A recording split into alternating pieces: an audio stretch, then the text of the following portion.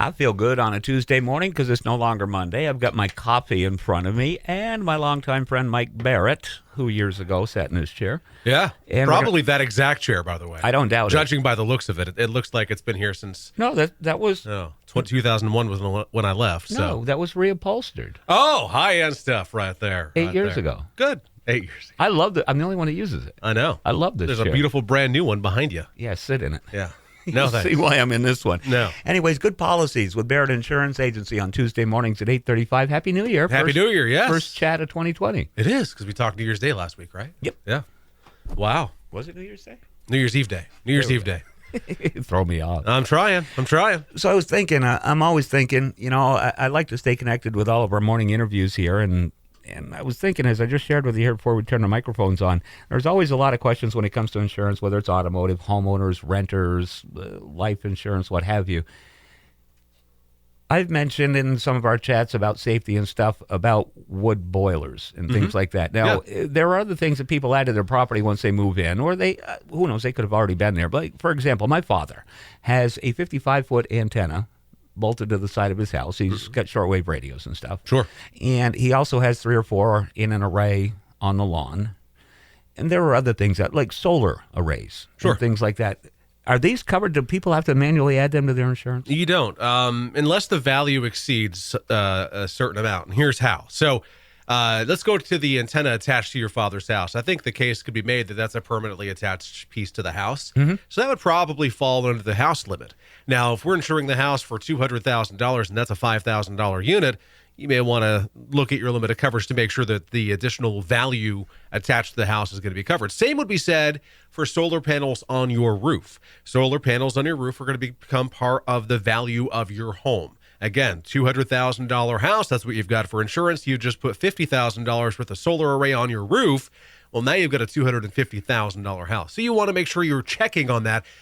So you ask, do you have to specifically list it? No, but it's good to check to make sure the value of what you have is adequate. Is going to be covered. Right. Okay, so here's an example. Case in point, I'm using that because I don't understand what it means. But if you head up 114, you get just the other side of Eastburg, past the park. Sure. And you're driving up through off to the left there. There's a fellow who just had our friends over here at Sutton Electric put up a detached solar array. Aha. Detached solar array would fall under coverage B. And this would fall under the same level of description of whether you have appropriate value or not. We're still using, for easy math on a Tuesday morning, that $200,000 house. On a regular homeowner policy, $200,000 house, most companies, if not all, will automatically say, well, we're going to use a 10% figure of that to determine the cost of automatic coverage for other structures. You would automatically have $20,000, 10% of 200, for other structures. Okay, so you got $200,000 for the house. Now you've got $20,000 for other structures. How much is that solar array? That's going to be other structure coverage, right? If that solar array is a $50,000 structure and you've got automatically $20,000, you are going to want to have a specific endorsement to increase related private structures on your policy. So you can do that. It's very easy. Everybody offers it. But many times, little things like detached fences, swimming pools, right, above ground or in ground. Solar arrays, of course, that we just talked about that are detached. Garages, sheds. These are all going to be considered other structures. So they're automatically going to have the coverage under the policy up to that maximum limit of 10% of whatever the house limit is. Okay. And it doesn't detract from the house. So if you have a total loss and it takes out your $10,000 or your $20,000 garage and your $200,000 house, you're getting $200 to rebuild the house and $20 to rebuild the garage. So it's not like those numbers take away from each other. They're completely separate, but the determining factor is 10% is how they determine other structures coverage. So it's automatic, and many people don't realize it. But in the same side, or the opposite side, I should say, many people, when they look at their policies, and God bless them for doing so, they're looking at their policies at renewal, and they go, I don't have other structures. Why am I covered for other structures? I don't have any. I just have my house, nothing else. And a lot of times they'll call and they'll say, what's the deal? And that's when I remind them, this is automatic. Coverage B, other structures, is automatic on the policy. In fact, many policies you'll see either nothing there for cost or included.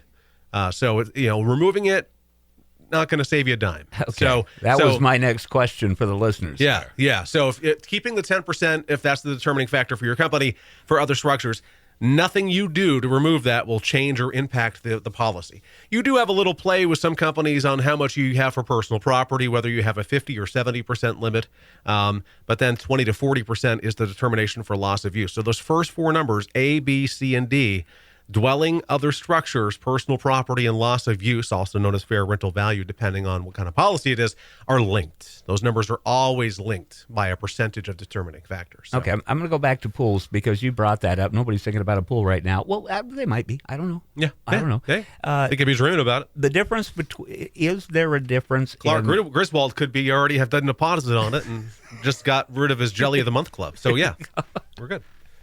You tried to throw me off there. I try. I know. Is there a difference in coverage between above and below ground? No. So it is what it is. Now, that being said, there are some limitations. As you look at these policies, there are certain things that they will say, look, we're going to cover the pool, but here's some things with pools that we're not going to cover.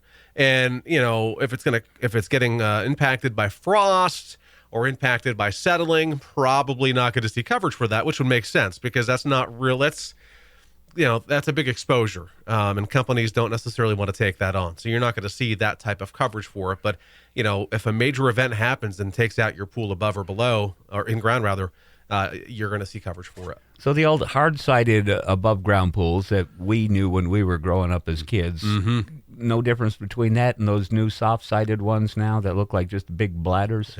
Yeah, there really are. I think some of those pools, and, it's kind of my industry has a word called gray, and I hate that word. It's my least favorite word. But a lot of things can be in that gray area. So you talk about a very definitive, this is a full-time pool, that's going to be other structures. If you have a pool that comes up and comes down because it is one of those inflatables, there's some gray area there. Would that be considered personal property, or would that be considered another structure? I think that can depend on the situation, the value, and the company. But that, as we get ready to wrap it up here, is why you need to have the conversation. Exactly. Ask the question. Exactly. My dad, his dad, and so on down the line always said the stupidest question is one you never ask. Exactly. And that always holds true. You always need to ask questions, no matter how stupid you think they are. And I'll be honest with you, I used to be very against that. I used to really be shy away from that because I was afraid to look stupid. I don't care anymore. Not me either. Like I have to ask my wife the other day, what's a pick six? My wife, the football player fan. I'm a football fan too, don't get me wrong, but she's diehard, right? So I don't get into it the level she does. I'm more baseball, she's football. That's fine. She went to the Patriots game this past weekend. What's a pick six? It's when they intercept and get a touchdown. I didn't know that. Oh, is that? I thought it was those sweet candy straws. I thought it was a lottery ticket, But you have to ask questions, even if you feel foolish asking them. And I feel foolish admitting that on the air that I did that. But hey, I love that my wife was able to help me out and tell me. So live and learn. Live and learn, sir. Tell them how to get in touch. Give us a call, 748-5224. Visit us on Portland Street in St. Johnsbury, online, thebarrettagency.com, Google, Facebook, and YouTube. All Barrett Insurance Agents. And with the Magic Morning Crew Tuesday mornings. Right here on Tuesdays. All right. Thanks a lot, Mike. The day they draw the pick sixes. Here we go again. Have a good one. All right. News and sports on the way in less than 20 minutes right now. Music from Zed and Kesha.